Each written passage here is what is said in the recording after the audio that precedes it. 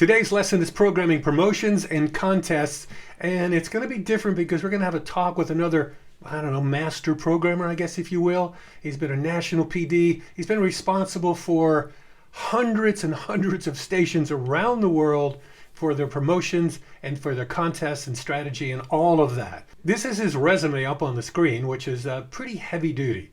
You just take a look at that and you go like, yeah, you're in for a treat for this lesson. His name is Ken Benson, and that conversation is coming up next.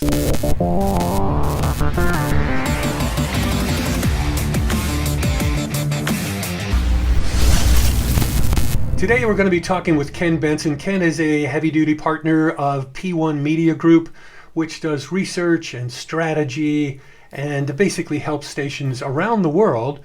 And they got some pretty heavy-duty client list.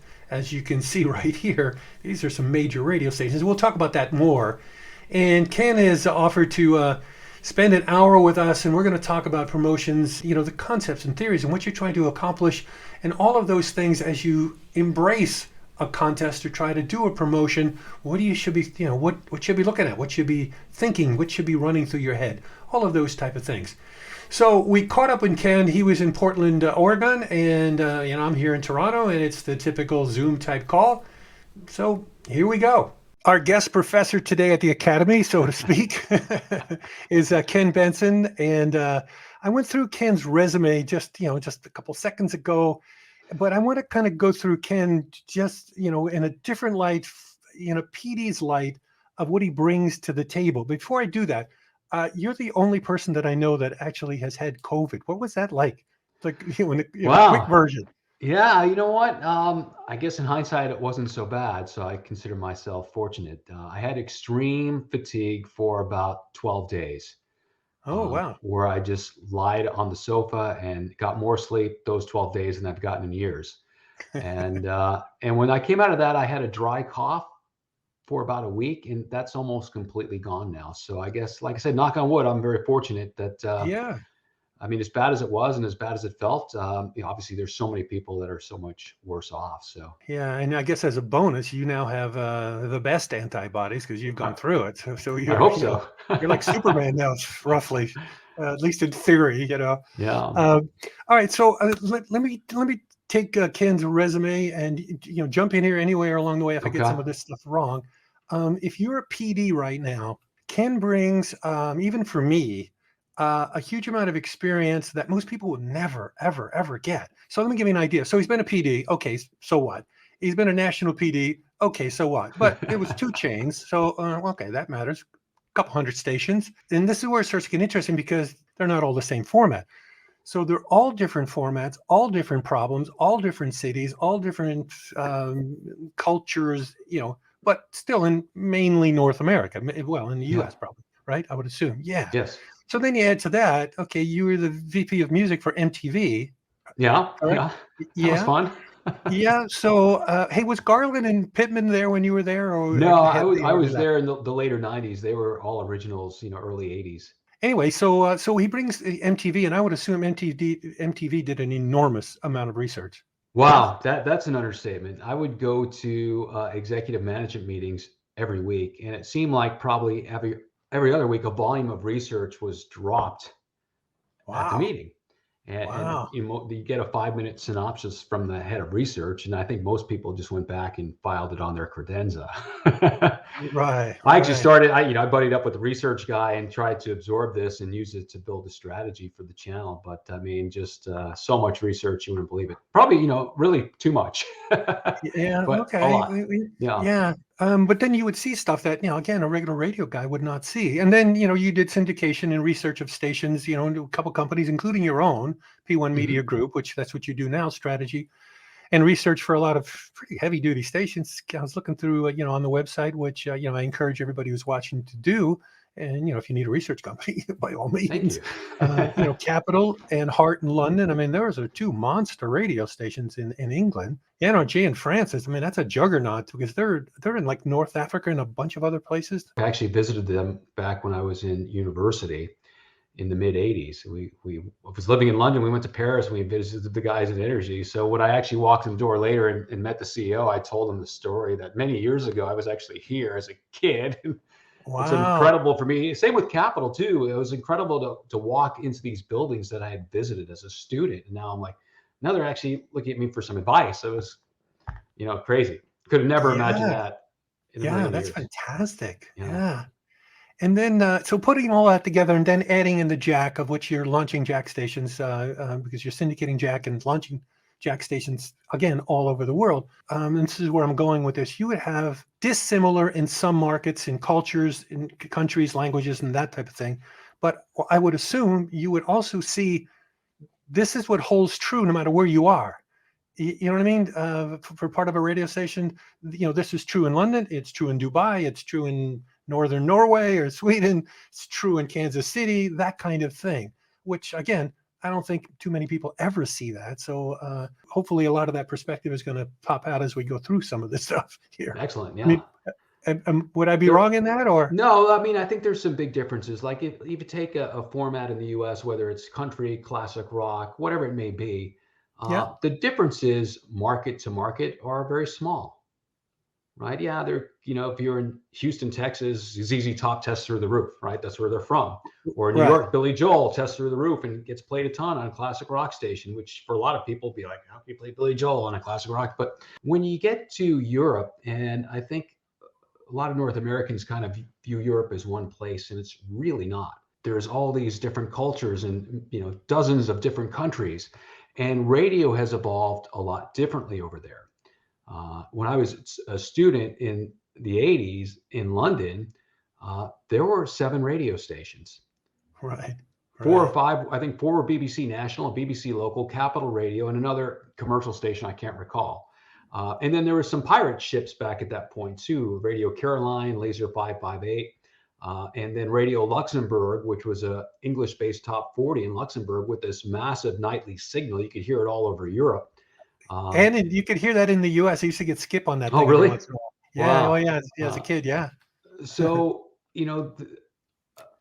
people our age grew up there with less choice compared to a US or a Canadian market, which is different. The other piece too is commercial radio. Private radio came much later in Europe, much later. So people grew up with the BBC, and BBC today still has about 50% market share in the UK, which is incredible.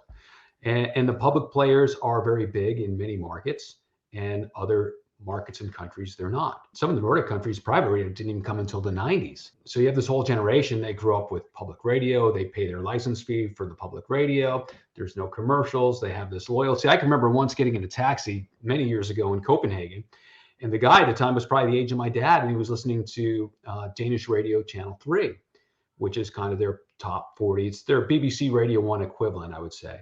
And they're playing Eminem, and I'm looking at this guy and I'm going, there's no way my dad would ever listen to Eminem for more than 3 seconds if it came on the radio. He wouldn't even know who it was. It just would be bad. He would change the station. And I said to the guy, you like this and you listen to this station? And he said, I've listened to it my whole life. It was okay. It was accepted. I think when you get to the different countries, and not just Europe, but any place, I mean, how the markets evolved is different. And this in Canada, having programmed many years in Canada, a lot of markets have domestic repertoire requirements. Yeah.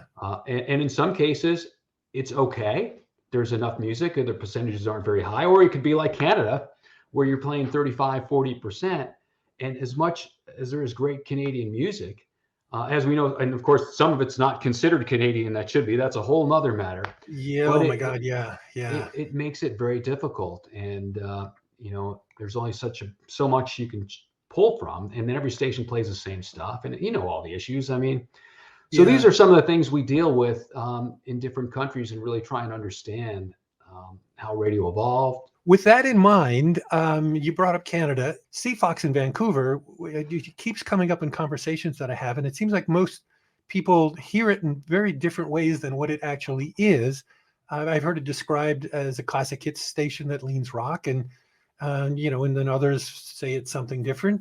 And I know that just from the history of this radio station, I'd say in the 80s and 90s and early 2000s, maybe in most of the 2000s, it was a really strong radio station. And then it really fell on hard times. And now it's like a straight up rocket ship with, really huge ratings. And you guys are involved with it. So who better to ask Yeah, than well, you know what? What is it? It's an incredible success story. That's what it is. For It's been the sure. #1 station in Vancouver. I don't know how many books now, but for a lot. It's a heritage radio station. I think the callers, I looked him up just before this call because I knew you were going to ask me about it. And the station became CFox in 1979. So it's been over 40 years, a radio station playing rock music. The rock has varied over the years. It was very alternative at some point, very Hmm. hard rock at other points. I would say today it's a very mainstream mass appeal rock station for Vancouver, which is really led by the long running and extremely successful Jeff O'Neill Morning Show. Hmm. That thing is off the charts. Some days it's posting 20 shares in mornings. In Vancouver, it's just massive. Um, Wow. and I don't want to take credit. I want to give the station the credit because they really deserve most of the credit, right? I mean, they're doing the work day in, day out. They Yeah, hired for sure. Yeah. an afternoon show from the competitor last year, Tyler and Lynch. So now the station has this 1-2 punch of intensive personality shows in morning and drive. Um, and I also want to give credit to Ronnie Stanton, who's the program director of the station. I was just going Uh, to ask you if Ronnie programs that too, because I yeah. used to work with Ronnie. So yeah, he's Yeah, he programs that too, as well as, he's got his hands in all kinds of stuff within yeah. Chorus, which is the company that owns CFox in Vancouver. He's a really fun guy to be around. He's very creative, and Extremely. yeah, Yeah, extremely. and I think we talk a lot. I think it's a phrase Ronnie might have come up with first, but there's so many stations today that are mechanical. They do all the fundamentals really, really well, but to the point where it's boring and predictable. Um, CFox is what great radio stations probably used to be like when you and I were young and got inspired by the business. Yeah, they were predictable in a way, but they're also predictably unpredictable. A lot of fun, and that had that magic and the creativity, and people actually took time to write promos and imaging that connected. And I think the other thing is too, the station is a very good reflection of the local marketplace Yep. and very involved in the community. And again, I think this strong sense of stationality and creativity with these anchor morning and drive shows and this great mass appeal music mix, they really earned their title. They call themselves the world famous CFox. And there's not many stations that get away with it. And it's been on the air there, I don't know, 3 or 4 years now. And you would know immediately if the listeners rejected that claim, and Yeah. they Yeah, haven't. for And the sure. station's Yeah. only gotten stronger. Everything you just described, knowing Ronnie, I can totally see that because I couldn't envision him without strong personalities on a radio station because he did that as soon as he came. I was the national PD for Astral when the GM Brad Phillips brought him over Right. to be at Virgin and some of the promotions. First off, the personalities were for sure personalities, but he would be doing promotions that. Are you familiar with Mr. Beast on YouTube? I know it No, sounds weird. It's a I'll have young to ask my guy kids. who's he's a young guy. I'd say he's maybe, I don't know, maybe at this point 30, and he's the #1 YouTuber in the world. So he's probably clocking $4 or $5 million from YouTube. But he Wow. does promotions that Ronnie was doing on the radio station, like taking a car out, putting it up on a hoist and dropping, and you had to guess how many seconds it would take for it to hit the ground. And there's somebody doing play by play while it's happening on the morning show, and it's just like you're like, wow, that was different. Yeah, we need more of that in radio today, frankly. Oh my God, yeah. Let's get to what the lesson was actually we're here to do. Going to be talking about contests. This is the third or fourth, I'm not quite sure of the order of this, third or fourth in a 4 series of promotions and contests and going through them. This particular section is probably like dealing with PDs, around the world. I've run to a lot of PDs where you go like, "Ooh, that's not enough. You need to bang that up a little bit more." Once every 4 hours with a promo, nobody's going to know what you're even doing. Right. What I want to do, and we'll go through, and wherever your mind goes, Okay. just take it there, and we'll bang it around like PDs. And we'll start with you're launching a new format at a radio station. Okay, that's the premise we're putting on. You're one thing, and you are going to now be another thing with a new name. Maybe new jocks, the whole deal. Okay, new format. One way would be that you think pretty strongly that the audience will stay. You can probably carry most of them, or at least half of them, to the new station. They probably will like it more, and that's kind of why you're changing. Maybe because you're picking up research that Right. says you're not playing enough CHR. If you do that, well, you'll really have audience. as an example. So let's do that one first. I mean, would you say anything to the audience, or you just give them a heads up that, that this station on Monday is not going to be there anymore? Yeah, interesting. I had a conversation with somebody that works in imaging earlier today and said they got dropped on today that station's flipping on the 3rd of January and they need jingle package and imaging and all this. And what are we at the 17th of December, right? And it's the holidays. Wow. And Wow. so, radio does turn fairly quickly sometimes. So, I think like anything is first question is, what is the goal and the objective of any campaign? Why are we doing it? And what are we hoping to achieve by doing it? What do we want to communicate to the audience? And I think, that's a good starting place. Like you said a couple moments ago, that a lot of people steal things from successful stations, a lot of times not really knowing why they're doing it. And even if Oh, that yeah. station did it and thought it was successful, right? We're just, Yeah. I've always tried to use other stations for inspiration and be inspired to, hear things and then do it my own way, or, just Hmm. that leads you to another idea. So I think it's good to listen to that, but not necessarily copy everything, because what you're trying to do may be a lot different than what they're trying to do. Yeah. It's a specific instance where they can get away with it and you can't. Right. Um, yeah. Um, but clearly, if you're relaunching a station and it's one, like you said, where we think we can carry over some of the audience because maybe it's a classic rock going to a classic hits, well, we know we could probably keep a Yep. lot of that audience. Maybe they may not be P1s, but they probably end up on their dial and get punched up sometimes. So again, what are we trying to communicate? We've got different audiences, right? We've got people who are trying to attract and sample the radio station. We've got these people who are trying to, explain to them why they should stay, what the benefits are. So I think though, if you can answer those questions, then it really helps you tailor your message. And once your message is tailored, then it's of course, well, how many times should I run this? The sales Right. department or the commercial division, they're out there selling radio as a reach and frequency medium day in, day out. But when we come to scheduling our promos or our imaging or our liners, I don't think a lot of stations are thinking about it the same way. And I had found even my own programming experience at time to time, or probably early in my career, we're guilty of promoting far too many things without enough frequency. Hmm. And as I matured as a programmer and had some of my highest ratings in my career, we became extremely focused, did less, but made the impact. It's like, I think stations do a lot of things that we feel good because we're busy, but Hmm. they're not necessarily helping you, right? It's just a lot of noise. And the amount of messages it takes for things to break through is a lot. And it's not just what the message is. I mean, the message you could sum up in most cases in a sentence. It's okay. How many different ways do we need to sell that message to the audience? And how many, through promos and liners and Yeah. imaging pieces for it to be heard and connect. And it takes a long time. I can remember in my CHR days, which is primarily what I programmed, that was fairly typical in, let's say, the 90s, that every CHR station would do a weekend promotion. And then Yep. especially during the big rating periods, you'd also have a major promotion going on during the week. And I know in Canada, the ratings books start, the diary day started on Monday, and in the US, it started on Thursday. So here we all these stations leading up to a Thursday launch of their big promotion.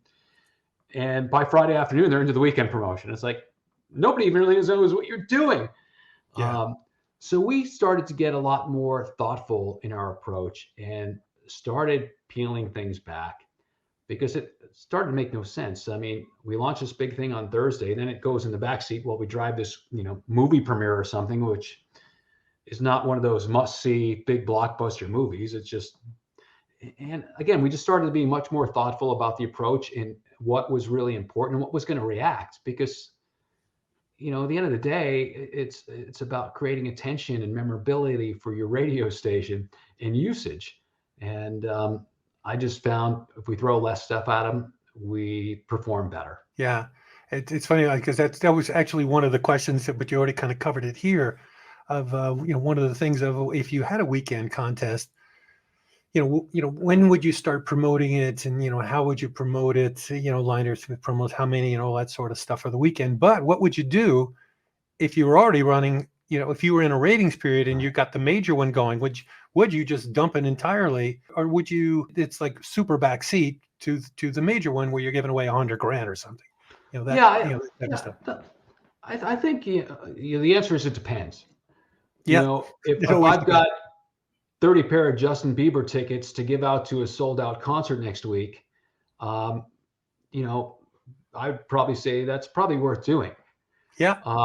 If it's a B movie premiere, maybe not. But if it was, the new James Bond film at the right station, the right market, no, I'd say that's a pretty hot ticket to go Yeah. to the premiere of that. So I think you just got to kind of weigh this and say, how relevant is this to my audience? Is it, how good is it? And also, not just what we're giving away, how we're giving it away. What's the spin on it? How are we, exciting the audience and connecting with them and making it very interesting and memorable, as Hmm. opposed to, all those caller 10 or text in and, um, Yeah. you know, text in this national contest and you can win $1,000. Hypothetical, because you brought it up again. It was one of those questions I was trying to throw curves at you, but you're bringing them up yourself, which is great. So you get 30 pair of tickets, and it's Garth, and you're a country station, or it's Adele, and you're an AC station, or pretty much any other format other than rock, really. Just gut feel off the top of your head right now, you are not running a major promotion. So I'm going to set you up a situation, okay? Okay. Okay, I've given you 30 pairs of Adele. You're an AC station. You do not have a major contest going right now. Do you do Adele on a weekend, big splash, or do you drag it out for a couple weeks and try to come up with something creative to drag it out for 2 weeks, knowing it's Adele, where if it was some other act, you wouldn't even contemplate that. Yeah. No, that's a great question, right? Because, Adele's a superstar and certainly with her new music, very exciting. And the demand for those tickets is massive. The question is, do you drag it out? I mean, back in the diary days when it started on Thursday for big shows, we would do free ticket Thursday and give away Yep. tickets every hour, right? Because it's also memorable. It's something people might tune in for, right? And we kind of built up this free ticket Thursday when the big shows happened. But to sidebar again, you ask about Garth Brooks. Well, when I was programming Top 40, Garth Brooks came to town. It was such an event. We gave away Garth Brooks tickets. We gave away Rolling Stones tickets, even though we Yeah. didn't play them because it was a huge deal. And to Yeah. be reflective and, on the pulse of the market and what was going on, what people were talking about, um, we thought bigger than the limitations of the format. We did that same thing in Calgary with the rock station with CJ out there when Shania came to town, and she was like, monstrous. And this is a full on in your face rock station. We're giving away Shania Twain, and the demand from that audience was astounding. I mean, just that alone, if you're a PD watching right now, would you think that way, or would you want to stay within your own format? You know, Yeah. I mean, it's. I think to me, it's at least with this course I'm trying to do is like open your thinking a little bit that you can do this. I'm not telling you to do it, but it's not crazy. Listeners aren't as limited in their tastes as we like to think they are. We Hmm. all know they listen to multiple formats. In a lot of cases, they may not listen to the second country station first. They might listen to a hot AC station in the market. But anyway, at the time we were top 40 and Garth's coming, I think the gag we did on the morning show, we had 5 people come in and said, how far would you go to get Garth Brooks tickets? And they had to take off a piece of clothing. And then, all 5 of them were naked in the studio, women and men. And then we had to had to draw. But how great radio, it created great moments, right? Yeah. Um, and I think that's the creativity, the showmanship is lacking in a lot of radio today, and for all kinds of reasons, which is another day. But Yeah. Yeah. yeah, It's funny. You and I think maybe I wonder if it's the age or we've been in the business, through the same periods of time. You said something that, I've said a million times too. You said it slightly differently. I believe vehemently that you can almost get away with anything on the radio, assuming it's something correct. Anything, if you explain it to the audience correctly, if you make it the right excuse to the audience, right. where all of a sudden it's palatable, you could get away with anything. I have a great example for that. Back when I was programming Z100 in Portland, the Rolling Stones were coming, and this is in the late '90s, and they hadn't been to Portland since the '60s. They always skipped over, and finally the city built a much bigger venue, so it made sense for them to come, and they sold out 2 nights. And we always had a lot of celebrities and stars on the show. In fact, we were one of 3 stations in North America on that tour that had a Mick Jagger interview. And here we are. But I remember doing the promo, and I was hoping the Stones wouldn't have heard that, but Jurassic Park was big back then. So we had this idea for a promo about something like, 4 decades in the making, or, it's been 30 years since their last assault on the city, and this whole thing. And I don't remember it all, but I remember the last line was, "See them before they're extinct." But like saying this is one of the world's greatest rock and roll bands. It's a once in a lifetime opportunity to see them. Yeah. And how do we package it in a contemporary, topical way and have it make sense, as opposed to caller 10 wins Rolling Stones tickets, Yeah. And Yeah. that's kind of the thought process. How do we make this relevant to our audience? Because it's really not. It's not. But it is. We also thought bigger than the core. We always protect the core at all costs, have a really good foundation, play the hits, do everything right. But then how can we make the station that much bigger by reaching out? Let's go back to the contests and major contests for ratings. Let's just say it's pay your bills. Maybe it's a beat the bomb, win up 3 or 4 cars or something.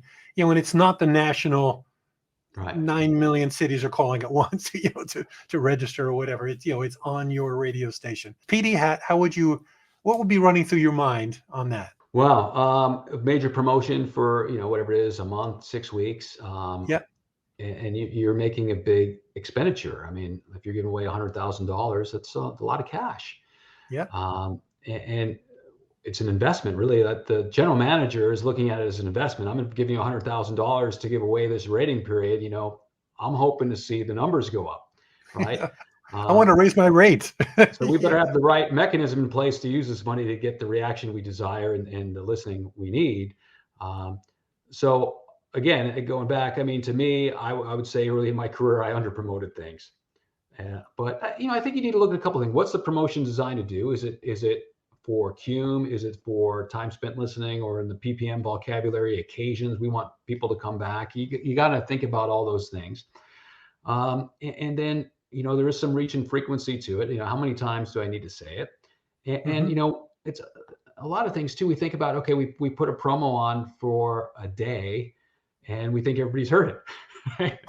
Yeah. And, how many, you might have heard it, but you didn't listen to it, right? You heard it play, but you didn't really hear it. I mean, I would say that, you're waiting for the old days before I had weather on my phone. If I can get any time, you wait for the weather, and then they do the weather and you're like, what's the weather? Right? Because you didn't really hear it. They did it, but for whatever reason, you didn't hear it. So it takes a lot to get these messages through. And I think it takes a variety of approaches to get these messages through, with recorded promos, with live mentions, with the contest plays, maybe with some imaging sweepers. I think the other thing that I hear and get frustrated about as a consultant, right, is everything's so mechanical. People aren't really thinking of creative hooks and ways to get attention and draw people in and make them really interesting and exciting. But I would say definitely at least a couple times an hour in a variety of formats. One pet peeve I have is I still hear this occasionally on stations, is the song set ends, the presenter comes on and does a live, mention about the contest, and then they go on the contest promo, which to me feels really redundant. And then you're not going to, you may not hear, okay, we did it twice an hour, but we did it in the same minute. It's crazy. Yeah. So I think, PDs need to probably listen more and be more thoughtful. And when I was programming stations, I had a grid, and I would actually hand schedule all the imaging and promos to make sure I got the frequency and rotation I wanted. And then traffic would put them in the logs. And but I think it's that important.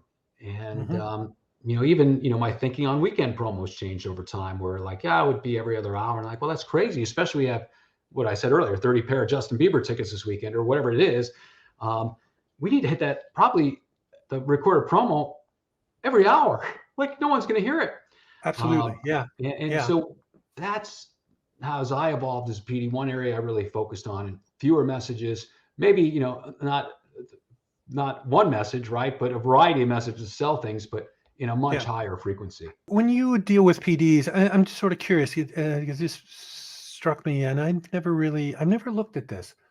It comes down to writing, the writing promos and writing that kind of stuff. Usually as a PD, I would write everything. If it was an imaging thing, I would write it. I was carrying the image of the station in my head. I felt the station and I could get it out of my fingers onto the page, and be creative and alive. But there's also PDs who they can explain the station and download all of that feel into a writer, and the writer can do that. But in this day and age, I'm not quite sure where do you think a lot of that sits? Do you think it's that there are no writers? I know a lot of writers are not, they're not at stations anymore. They're in some other place. So that might be a problem. But do you think PDs maybe, I know it's going to sound really harsh, but they don't really have enough English to actually write well and be creative in the writing, or that stuff, or just don't know that they can or should? Like you, I always generated the majority of the imaging. It was kind of my passion and my creative outlet on the radio station, especially when I was an off-air PD. Like this is my signature on the station. You got the talent.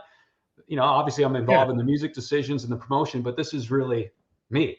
It's your show. You got the 24-hour show. Everybody else just jumps in and out. Yeah. And from time to time, I'd have different invite DJs to participate, because a lot of times I have great ideas and think of things differently. It's just, again, to get that variety of promo on the air. If it's always written from the same voice and perspective, as much as you try for not to be very predictable, I think you can wind up down that path, which I don't advise. So I think it's, I think it's important, but I do see a lot of PDs, they dump it off. I've got people that, I'm going to have my producer write it. And I don't know, to me, that feels like a disconnect, because it's my vision and it's the culmination of the radio station. I think the PD's got to be very involved. And in fact, even though I'm not a very good technical producer, I would certainly be in there checking every 15, 20 minutes on the producer. How's it coming? How's it sound? We need to tweak there, right? I think it takes that kind of direction to be masterful. And you talked about CFox earlier. I mean, I think that's a great example where you can tell there's a lot of preparation, a lot of thoughtfulness that goes into the writing and then the production. And you look at the success there. Well, I think that's one piece of the success. Like, they take everything very seriously and put the effort in, and the outcome in many cases is great. And I always found it really odd, because I've seen it a lot of times where you have a PD who hands over the music to the music director, basically, and they're sort of handling it, the brunt of it. And they may have a promotional idea, but they hand over all the writing to a writer. And it's kind of like, are you the program director or not? You know what I mean? I know, again, that seems harsh, but all of the creative stuff and the juices and all that, you just gave it away to other people, and they may not have the same vision. That's the scary part. There may be 3 people there with 3 different ideas of what that station is. And that would really be a problem, big time. And I think another thing too, the way you, let's say, write the contest promo and present it, it inspires the presenters on how they should present it on the air, right? Because they're hearing it in the context that you want it in, right? They're hearing how it's presented creatively. And I think that all trickles down. We have a more cohesive sound at the end of it, as opposed to this guy writes this promo, this guy writes this one, this woman does this. And I don't know if it all necessarily comes together. And I think as the program director, you're the conductor of the symphony or the orchestra. All these pieces have to come together and fine tune. A little more of this, a little less of that. And I don't know if there's enough of that. But yeah, we wanted to have some formality. But what thing I always do with DJs, I like to teach them the rules so they can break the rules when they have a good reason to break the rules, right? Yeah. Yeah, for sure. Yeah, totally agree. The chemistry within the programming team is so important, and all those big personalities and what they bring and their swagger. I mean, it just creates kind of a fun, creative environment. And sometimes maybe they maybe go a little too far. Or there's a little conflict, but I mean, it's really great radio stations. You've been at amazing stations. I mean, it's really this tight knit family working together. That it's not just a day part, that together we're something far bigger than any individual show. I got a really good friend of mine who is she's the manager, the GM of they were new cap in Calgary. So she's got a classic hit station, and she's got a CHR station there. And she took over this station when they had no numbers at all. It was really interesting. The first thing that she tried to do and pulled off and did it was build a culture inside the station, figuring that everything else would take care of itself. Anyway, they're doing really well. It took her about 1.5 years to build the culture and to get it up. But, I don't know how many GMs think culture first, or at least think culture at all, even, And especially now, like we said, through COVID, I mean, having a culture when everyone's disconnected and working from home and no one's going to the office, it's, Last thing is morning shows. So I was listening to Kiss 108 in Boston. One of the lessons I had, I was listening to them and monitoring them. I found it really interesting because I liked the way they promoted, because there was a whole bunch of different ways. Maddie in the Morning in Boston, oh yeah, who, he's a pretty much an institution. And they were doing the morning show every other hour. I mean, like clockwork, but it was every other hour. Sorry, something produced every other hour. But they would talk about the morning show, the jocks, whether it was liners, hard to tell, but they would not say the same wording every time. But there was a morning show at least once or twice out of the jock's mouth every hour. But these produced things were going every other hour, and they were all very much different. Sometimes it was him saying, this is coming up tomorrow. Sometimes it was him just saying stuff that had nothing to do with tomorrow, but it was interesting. And then other times it was, your typical promo about the morning show. And it took me about maybe on about the third or fourth hour, and then it kind of went back. I was like, wow, I get a really good, I don't even know what he sounds like, and I get a really good feel for the morning show, right? From just the talking alone. Yet I have never heard Maddie in the Morning. I know he's an institution for like forever there. Yeah, oh yeah. And I could hear him on some of the promos. Like, oh, he sounds like a good guy. But if I was in Boston, I'd listen, and yet I have never heard the show. That's how good that stuff was to direct me to the show. Thoughts on promoting morning shows? Sorry to put you on the spot. Yeah, well, I mean, a couple things. Let's talk about what I don't necessarily like first. Okay. I don't necessarily like the "here's what you missed" promos, which it seems like a staple of every single radio station. First of all, the formatting is very predictable and boring. I don't think people hear them, and I think rarely does the content deserve to be in that spot. Yeah. And it becomes every day I do one, and they grab something and put it in, where maybe once or twice a week they really have something deserving. Yeah. And so I'm not a big fan of those overall. And I'm just not a fan of anything that's very predictable in its structure, because I don't think people hear it after a while. It's just noise. Yeah. It's pretty lazy too, actually. Yeah. I mean, before you get it's very lazy, as opposed to planning out what are we going to do tomorrow. Instead of doing it after the show that day, you might want to plan out a few days ahead so you can actually do here's what's coming tomorrow promo. The other thing I personally don't like, I'm sure people will disagree, and for good reason. I don't like hearing about the morning show on Friday after the show.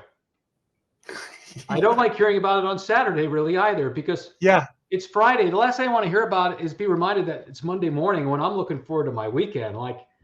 And I don't think there's enough thoughtfulness put into that. Like, put yourself in your listener's shoes. Like, it's Friday afternoon. I'm psyched. I'm going out tonight. I'm doing this weekend. Like, Monday morning, listen for. I'm like, no, I don't want to hear about Monday. Like, Monday feels like it's 2 weeks off at this point. It doesn't make sense. Yeah, it doesn't. Just to me, I'm a programmer a lot by feel. Like, it just doesn't feel good. It feels bad. Like. So that's why I wouldn't do it. There's no other reason, just my own programming instinct saying, I don't like this. I'm not going to do it. But by the same token, it doesn't mean the morning show was invisible, because a lot of times our morning show might be the title of the contest, the Joe and Steve's whatever $1 million giveaway. So they're on the air and they have a presence, but you're not reminding me that Monday is going to be here before I know it, and I'm not looking forward to it. A couple other points on mornings is one is, first off, is your show ready to be promoted? Like, a lot of times a brand new show, like, give them at least some time to work out the kinks for a few weeks. Like, I think we make mistakes sometimes bringing people in before we're ready to really promote. Again, it's thinking more strategically. It's like, am I doing a morning show promo because that's what I've heard on other radio stations and that's what I think I'm supposed to do, or what's the reasoning behind this communication? So I think, again, being more thoughtful about why you're doing the things you do. And then the other thing I recommend is, like I said, I really hate very structured, predictable, formatic promos, because I think it just becomes noise. Mm-hmm. And look, and again, saying, okay, well, we said we don't like those. Here's what you missed promos in most cases. Well, let's say if I had Kevin Costner on the show this morning talking about Yellowstone, well, I might actually put that in a promo. That would be pretty big and pretty exciting. Mm-hmm. So you kind of have to look at, based on what I have, what's the best vehicle and how can I use that vehicle to remind my audience how great the show is and bring people back. Mm-hmm. But then I think about, what are the other pieces of the show that we're known for? At one station, we had celebrities on, music stars, Hollywood stars, frequently, very, very frequently. And we were known for that. Mm-hmm. That'd be like So we, Seacrest. yeah. So Yeah, I we'd mean, have promos on the air that, it may not be here's what you missed, but I can't think of what it was at the top of my head, but where we might give quick samples or 4 or 5 different superstars that their voices, or they say something, who it is, to give this, that the stars are on our radio station, like we're connecting you. mm-hmm. Or, if you have a funny show, you might take a bunch of different laughs and splice them up. And it doesn't necessarily have to be long, but just to sell that emotional benefit. What's so great about the show? It makes me laugh. Like, well, some laughs are just kind of contagious, and it makes a funny promo. Yeah. As opposed to, here's what I missed this morning. And the other thing, maybe my last pet peeve on this is radio is very good about telling people what we've done. And years ago, I was thinking, okay, well, I watch television, and television is always promoting what you can see, not what you've seen. Like once it's done, it's off, it's done. And now more than ever, especially in meter markets around the world, where you really need to get the occasion. It's not people remembering, oh yeah, I listened to that station last week, let me write it down. We actually need the listening on the meter to be registered. To me, it's all about bringing people back. And even when I was programming diaries, we had a massive cume. We felt, we couldn't really grow the cume anymore. So what do we have to do? We need more TSL. And back in the diary days, at the time, that station was probably getting about 4 to 5 quarter hours every occasion, which might have been an average of 7.2 occasions a week. So we said, well, how can we get people to come back one more time a week? Mm-hmm. And that was the whole mindset. What can we do? And during that intense focus on that for 2.5 years, I mean, there was a lot of things, sometimes a station, it just comes together and everything's gelling and you're on fire. So I can't say it was our tactic that did it, but it probably helped. It was all about bringing people back. Why should people come back? And it's not necessarily all tactical things. Well, listen tomorrow at 7:10 because we're going to speak to whoever. It's creating this radio station, as you know, where you feel you're missing something because you don't want to hear about something later. Like, where I got to tune in because I love those guys and I want to hear this or that, or I don't know what they're going to say next. And that's the magic of radio. And I think as an industry, now more than ever, we need to get back to some of that stuff, because I think that's what creates those strong connections and bonds. And I was working in Cincinnati, and there was a really odd station that was a master at that of, oh my God, I don't know what they're going to do next. So I'm afraid to tune out. Was a talk station, WLW. At the time, it was a J-Core station. Then it became Clear Channel, and then it became iHeart. And Randy, oh my God, I'm blanking on his name. I'm sorry. Randy Michaels, yeah. I worked for J-Core. Randy was, in there, and and if you know Randy at all, Randy, he would be the epitome of that. Like, I don't know what's coming next here. There could be anything pops out of his mouth. He's a brilliant guy and he's an awesome guy, but he's just one of those people that was creative. But the station was that way too, and this was a talk radio station that was number one, 2554, and had a ton of young demos, which you just don't see, back then, and you don't see it now. Usually, talk stations they're older, and you look and you go like, my God, they're like number 2, 25, 34-year-olds. How's that possible? It's because you didn't know what they were, what they were going to do next, and it wasn't all politics, and they'd be off into they were anything that you could possibly think of that would be interesting. They're throwing it at you, and you didn't want to not listen, which is really hard to do too, super hard to do. Well, I think, thinking about this recently, I mean, what can we learn from streaming, right? Because obviously streaming is getting more successful all the time, right? More and more subscribers. Hmm. Um, and I believe people will find great content no matter where it is. They'll go seek it out. I mean, did you hear of Joe Rogan 5 years ago? No. Now he's the biggest podcaster in the world. He's making $100 million a year, right? I mean, it's Hmm. incredible. And he's got this massive loyal audience that goes and will listen to his 2.5 hour interviews, right? Which is Yeah. unbelievable. Yeah. Um, With and then, presidential candidates, no less. They stay for the yeah, whole time because they're having fun. Yeah. right. Or then you have, Yellowstone on Paramount, right? I mean, I didn't watch Paramount before. Somebody told me about Yellowstone last year. I watched the first 3 seasons, and now I'm glued to season 4. But I'll go Yep. there. I haven't done this yet, but I was talking to somebody about this yesterday. Like, should I subscribe to Disney Plus for a week so I can watch the Beatles Peter Jackson thing? Right? I want to do that. I don't know if Yeah. I want to subscribe forever. And you think about all the Netflix shows. I mean, maybe most recently the Squid Games. I mean, if you ran a radio station today, what is that thing that you have that's going to draw people in? And a lot of people say it's the morning show, and in some cases it really is the morning show. In other cases, no, your morning show is not really a draw. It's there. It's not a draw. How do you make that a draw? Or how do you take advantage of afternoons? Or what special programming can you do? Or maybe even with if you're at a sports station, we still know that play by play on the local team can be a big audience driver. Hmm. Um, so what can we do to leverage audience in as well? And instead of thinking about these mechanical, very predictable, always good radio stations, there's a lot of good stations. Yep. I don't Yep. think there's a lot of great stations today. Let me go back to the morning show thing one time because you said something and I'm sort of curious as what you're going to say. And maybe there is no answer for this. You put a new morning show on, and it's two people. It's Mary and Fred or whatever. And the show starts. What would be the expectations that you think are fair for a new morning show? Before you start to expect to see anything start to move in any decent fashion. I've encountered this where it's like, well, it's 6 months and they're not pulling anything. It's like 6 months. They're up against 4 heritage morning shows. How are they gonna? You know what I mean? Why would anybody Yeah. leave those and come here? How would they? No, it's Expectation. Off the your gut feel. well, I think in general, and this goes beyond even a morning show, it takes so much longer to cut through now, especially in a big market where there's so much more noise. And Hmm. unless you're bringing something really unique and compelling that's going to get an instant reaction from the audience, man, it takes a long, long time to just build trial for people to even know there might be something going on there. I mean, 6 months might be, oh, I think they changed the morning show. I mean, how many times you go to a focus group, especially like an AC focus group, and I love that song from Adele.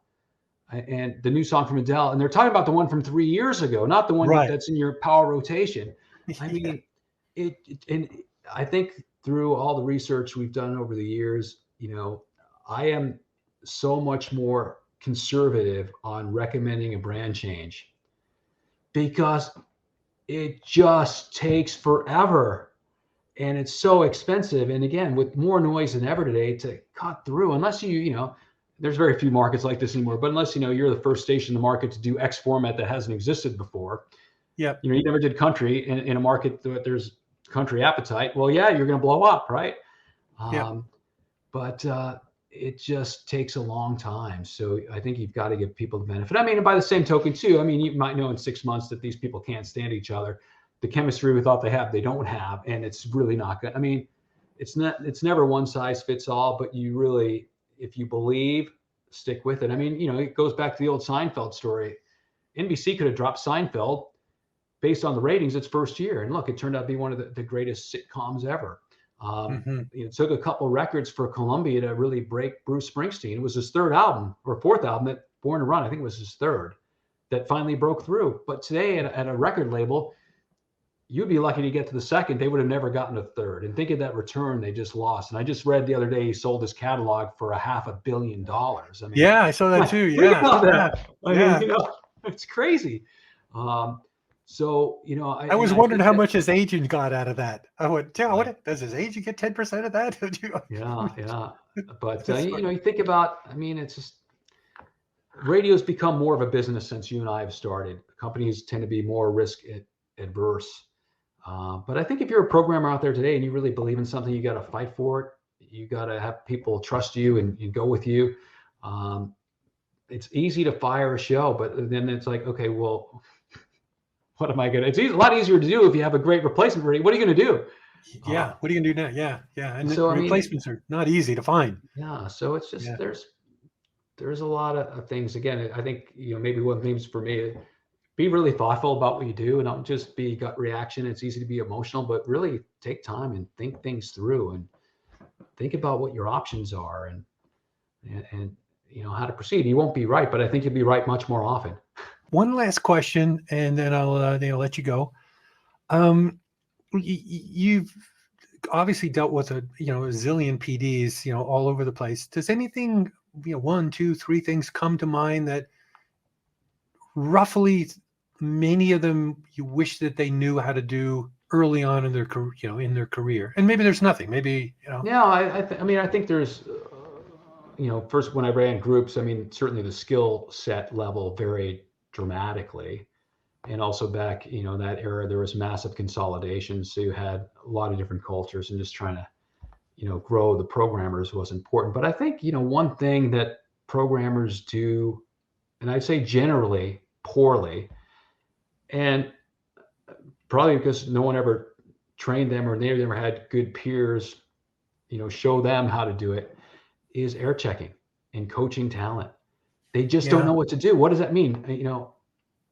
And I think it's such a critical piece, and really our key point of differentiation between all the audio competition is the people. And Hmm. I think if we could help programmers, because again, I just don't think they know what it means. I mean, you've been through this for years. You're probably running the program. Oh, I haven't sat down with the PD in 6 months, and am I doing good, bad? I don't really know. Um, and I think that's something if we focused on, we would hear the outcome in a positive way. I know that's how I got better. Tons of air checking, huge amount of Yeah, air checking. absolutely. Yeah, of course. Yeah. What I did occasionally too, I would have the DJ run the audio sometimes, and you stop it where you want to stop it. Point out good, bad, whatever you want, because you learn things that they want to learn, areas that they're concerned about that you may not even thought of, right? And it just Yeah. changes the dynamic where it equalizes, as opposed to it's always me giving you feedback, which they perceive mostly as negative, even if there is positive, right? It's For just sure. nature. Yeah. It's Yeah. kind of good to just reverse the chairs and the roles once in a while. And you critique yourself for me. I want to, what are you thinking? Y- Yeah, it's a great idea. Yeah. Yeah. Usually when you make a mistake on the air or something, nobody You really needs know. to tell you. You Yeah. pretty much know, oh man, I booted that one.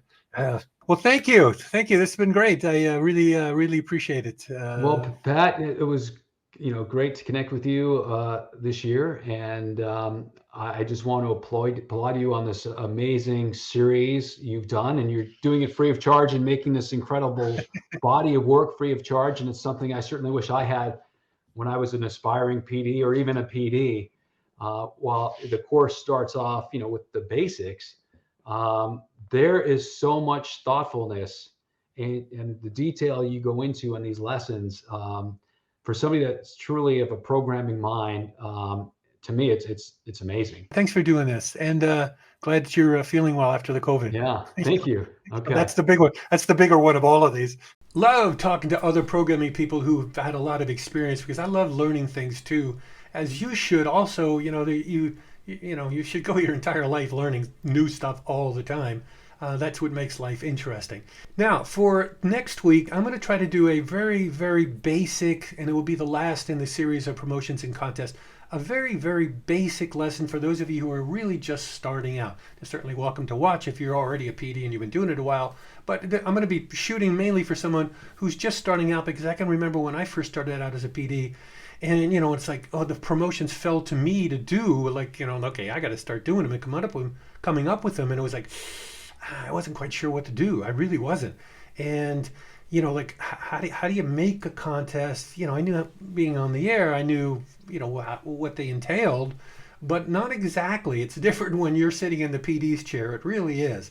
So I'm going to go through the types of contests and promotions, mainly contests. Really, that they're the hard part. Contest of what's available at your disposal. And what I mean by that is, like, you're working only with audio. You don't have visual. So everything you think about is what can you do with audio to manipulate it to actually do something that someone's listening that's interesting, because that's kind of all you have to work with, for the most part. There's other things, and I'll go through that on the next lesson.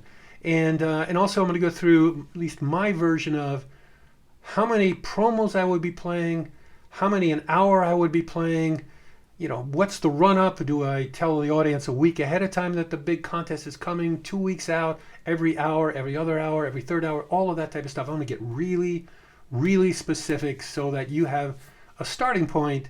Okay, well, this is what he said. I'll start from here. I'll either ramp it up a little bit more or tone it down a little bit more, but at least you're going to be in the ballpark of what's the right thing to do with different types of contests. So that is coming up next week in our final segment of promotions and contests. Hope you enjoyed this. Hope you got something out of it. As always, subscribe, hit the like button, do whatever else you have to do on YouTube. I kind of forget after a while. There's so many things involved in all of this. And until the next lesson, see ya.